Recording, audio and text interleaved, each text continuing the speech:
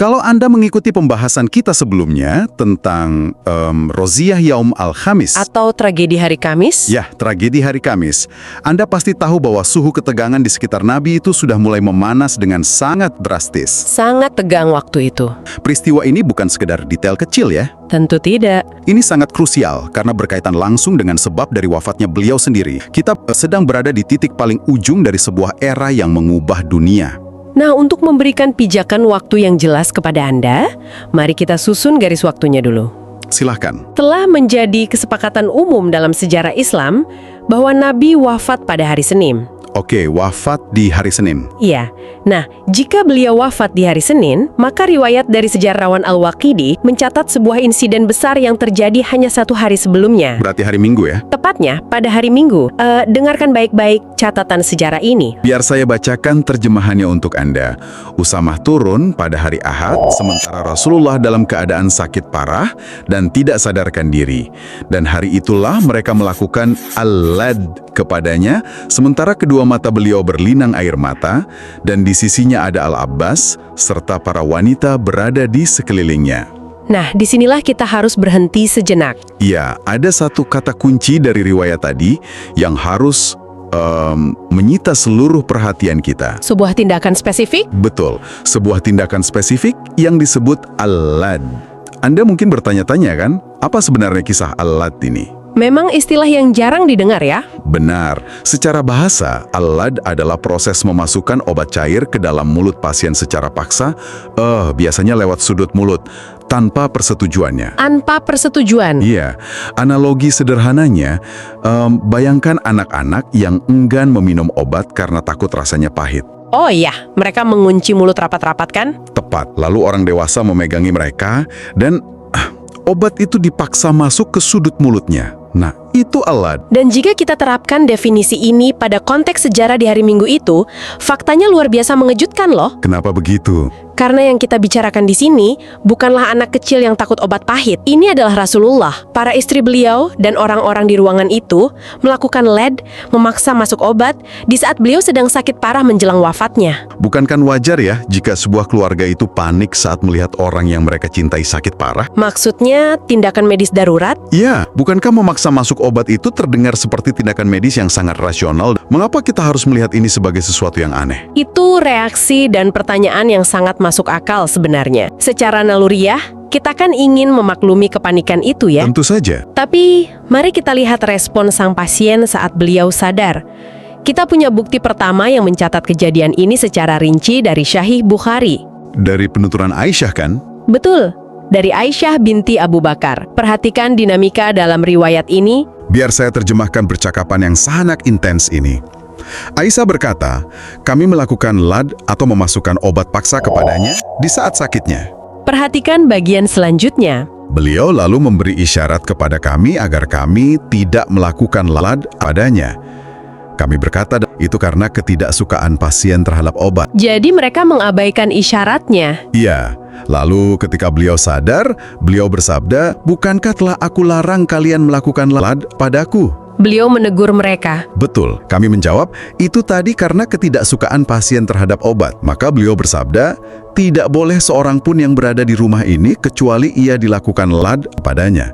Sementara aku melihat sendiri, kecuali Abbas, karena ia tidak ikut bersama kalian. Astaga, jadi saat obat itu dipaksa masuk, beliau sebenarnya sadar ya. Sadar untuk menolak dan beri isyarat tangan agar mereka berhenti. Kemarahan beliau saat benar-benar tersadar, itu bukanlah kemarahan pasien biasa loh. Memang, rasanya eskalasinya cepat sekali ya. Betul. Jika riwayat Bukhari tadi sudah terdengar tegang, saya ingin mengarahkan Anda pada detail dari Musnad Ahmad.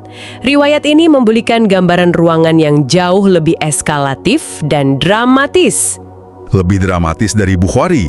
Jauh lebih dramatis. Dengarkan narasi ini secara utuh, jangan ada yang terlewat, karena setiap kalimatnya adalah bukti sejarah. Bahwa Aisyah berkata kepadanya, wahai putra saudaraku, sungguh aku telah melihat penghormatan Rasulullah kepada pamannya sebagai sesuatu yang luar biasa. Itu pembukanya. Suatu ketika Rasulullah merasakan sakit di pinggangnya, dan rasa sakit itu menjadi sangat hebat. Kami mengira itu adalah penyakit ginjal, karena kami tidak biasa menyebutnya sakit pinggang. Jadi ada kebingungan diagnosis sejak awal. Betul. Lalu pada suatu hari, sakit itu menyerang Rasulullah lagi dengan sangat hebat, hingga beliau pingsan. Kami merasa takut, dan orang-orang pun cemas. Kami menduga beliau terkena penyakit Zatul Janbi, maka kami pun memberikan obat melalui mulut beliau atau melakukan Keputusan sepihak saat beliau tidak sadar? Iya, setelah Rasulullah merasa lebih ringan dan sadar, beliau menyadari bahwa beliau telah diberi obat tersebut. Beliau pun bersabda, "Kalian mengira Allah akan membiarkan penyakit itu, Zatul Janbi, menguasaiku? Tidak mungkin Allah membiarkannya menguasaiku." Bantahan yang sangat keras. Sangat tegas, demi zat yang jiwaku berada di tangannya, tidak boleh ada seorang pun di rumah ini yang tersisa, kecuali harus diberi obat yang sama, kecuali pamanku. Semuanya terkena imbasnya? Ya, maka aku melihat mereka memberikan obat itu kepada semua orang satu persatu. Aisyah berkata, siapa saja yang ada di rumah saat itu. Lalu ia menyebutkan keutamaan mereka. Semua laki-laki diberi obat tersebut, bahkan obat itu sampai juga kepada istri-istri Nabi. Mereka diberi obat satu persatu hingga giliran salah seorang dari kami. Ibnu Abi Azinad berkata, aku tidak tahu pasti siapa dia, kecuali Maimunah. Sebagian orang berkata, itu Ummu Salamah. Wanita itu berkata, demi Allah, aku sedang berpuasa. Namun kami menjawab, alangkah buruknya persangkaanmu jika kamu mengira kami akan membiarkanmu. Padahal Rasulullah telah bersumpah. Maka kami pun memberinya obat itu, wahai putra saudaraku.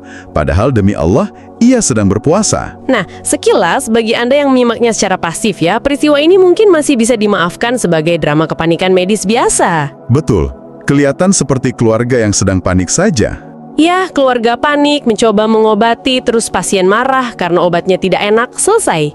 Namun, jika kita teliti riwayat ini secara cermat, menyusuri setiap kata dan variasi redaksinya, pandangan kita pasti akan berubah. Mari kita jujur pada diri sendiri. Anda menempatkan diri Anda di ruangan itu, ini sama sekali bukan prosedur penolakan medis biasa. Sama sekali bukan. Ada sumpah yang diucapkan dengan nama Tuhan, ada kemarahan yang absolut, dan yang paling mengejutkan, ada pemaksaan balasan yang drastis. Sebuah eksekusi hukuman massal. Betul. Di mana semua orang di ruangan itu dipaksa meminum obat yang sama, bahkan mereka tidak peduli ada istri yang sedang berpuasa, memaksa obat masuk ke tenggorokan orang yang sedang berpuasa, itu membatalkan puasanya. Itu eskalasi yang sangat serius. Sangat serius. Dan semua eskalasi ini bermuara pada satu pertanyaan sentral yang tidak bisa kita hindari. Tepat, telah menjadi kesepakatan para sejarawan bahwa beliau wafat karena penyakit. Tetapi pertanyaannya, sebenarnya Rasulullah sakit apa? Mengapa obat itu memicu reaksi yang sebegitu hebatnya? Mari kita bangun kontradisi ini lapis demi lapis, karena disinilah letak jantung permasalahannya. Silahkan. Hadis tentang Al-Ladud tadi mengindikasikan bahwa penyakit yang mereka diagnosis secara sepihak adalah Zatul Jambi. Zatul Jambi, ya. Ini adalah sejenis radang selaput dada, pleuraitis, yang memicu sakit hebat di rusuk. Kutipan tegasnya dari hadis Ahmad tadi, fadzonanna anna bihi Zatul Jambi. Maka kami mengira beliau terkena Zatul Jambi. Ya, lalu kami memberinya ladud. Artinya, obat yang dijejalkan ke tenggorokan beliau di hari Minggu itu adalah racikan obat spesifik untuk radang selaput dada. Tetapi, dan ini adalah benturan fakta yang luar biasa keras, Nabi menolak tegas penyakit tersebut. Di hadapan semua orang, setelah beliau dipaksa menelan obat itu, beliau membantahnya habis-habisan. Bantahannya sangat jelas di riwayat Ahmad tadi. Betul. Perhatikan baik-baik bantahan beliau. Apakah kalian mengira bahwa Allah akan menimpakan penyakit ini kepadaku? Tidaklah Allah akan menimpakannya kepadaku. Tepat. Beliau bahkan mengaitkan penyakit itu dengan sesuatu yang gelap. Dalam kitab Subul Al-Huda, ada redaksi pelengkap yang krusial. Seperti apa redaksinya? Maka Allahu liyaj'ala laha 'alayya sultana. Inna dzatal jambi minasyaitan. Allah tidak akan memberikan kekuasaan kepadanya atasku. Sesungguhnya Datul Jambi itu berasal dari syaitan. Bayangkan, beliau menyebutnya dari syaitan. Nah, perhatikan keanehan yang berlanjut dari titik ini. Meskipun Nabi membantah dengan sangat keras, menyatakan Allah tidak akan menimpakan itu padanya, menyatakan penyakit itu dari setan. Aisyah binti Abu Bakar bersikukuh bahwa Nabi wafat karena penyakit Zatul Janbi ini. Ya, Dengarkan riwayat Al-Hakim An-Naisaburi ini. An Aisyah radhiyallahu anha qalat mata Rasulullah sallallahu alaihi wasallam min dzatil janbi. Rasulullah wafat karena Dzatul Janbi. Tunggu, ini semakin tidak masuk akal. Memang membingungkan. Beliau dibantah langsung oleh pasiennya sendiri di ruang perawatan. Tapi setelah pasien meninggal, ia tetap mengatakan pasien meninggal karena penyakit tersebut. Dan bukan hanya itu, mari kita timba fakta ini dengan fakta lain dari riwayat Bukhari. Riwayat ini juga bersumber dari Aisyah, orang yang sama. Oke, tetapi perhatikan bahwa ceritanya berbelok tajam ke arah yang sama sekali berbeda. Di hadis Bukhari, Aisyah mengklaim bahwa Nabi berkata, beliau merasakan sakit akibat racun dari makanan di Khaybar. Khaybar, itu kan peristiwa yang terjadi 4 tahun sebelumnya. Betul, racun yang kini memutus urat nadinya atau aorta beliau. Banyak pendengar mungkin bingung dengan frasa terputusnya urat nadiku atau dalam bahasa Arabnya inqita' abuhari. Kenapa tiba-tiba urat nadi terputus karena makanan 4 tahun lalu? Itu adalah pertanyaan analitis yang penting. Dalam terminologi medis Arab kuno, terputusnya urat aorta itu sering digunakan sebagai ungkapan metaforis untuk rasa sakit yang katastrofik. Jadi bukan terputus secara harfiah. Bukan, itu menggambarkan sebuah kegagalan sistemik organ tubuh yang terasa seolah-olah pembuluh darah utama jantung Anda terpotong. Ini adalah gejala klasik dari kerusakan organ internal yang fatal atau racun saraf yang sangat kuat. Wow, kesaksiannya saling bertabrakan. Tepat, konflik narasi ini, eskalasi fakta yang terus berbenturan ini, memaksa kita untuk bertanya. Bertanya tentang apa? Mengapa ia terus berpegang teguh pada penyakit Dzatul Janbi? Apalagi dalam insiden Al-Ladot, pemaksaan obat itu, Nabi sudah secara sadar memberitahukan penyakitnya. Bagaimana bisa Aisyah tetap yakin itu Dzatul Janbi? Kecuali, ada alasan di luar ranah medis. Mengapa narasi radang selaput dada itu harus dipertahankan? Anda mengarah pada sebuah motif tersembunyi. Jika kita menghubungkan titik-titik ini, menyingkirkan emosi dan hanya melihat pergerakan informasinya, tampaknya ada semacam corong propaganda. Corong propaganda. Ya, yang secara sengaja dan sistematis menyebarkan isu Dzatul Janbi ini di tengah masyarakat pada masa itu. Anda bicara soal propaganda. Itu adalah tuduhan yang sangat berat dalam pembacaan sejarah loh. Saya mengerti. Bagaimana Anda bisa yakin ini adalah propaganda terkoordinasi dan bukan sekedar simpang siur informasi biasa dari keluarga yang sedang berduka? Mengapa ada orang yang butuh publik percaya bahwa beliau sakit alami seperti radang selaput dada dan bukan karena sebab lain, katakanlah pembunuhan atau racun yang lebih baru? Karena narasi radang selaput dada, sebuah penyakit alamiah, sepenuhnya membersihkan semua pihak yang ada di sekitar beliau pada saat itu dari segala bentuk kecurigaan. Masuk akal. Dan kita punya bukti bahwa narasi ini bukan sekedar gosip internal rumah, melainkan isu yang sudah ditiupkan ke ruang publik. Bukti dari mana? Bawa masuk bukti dari Tabakat Ibnu Sa'ad tentang kunjungan Ummu Bishr bin Al-Bara.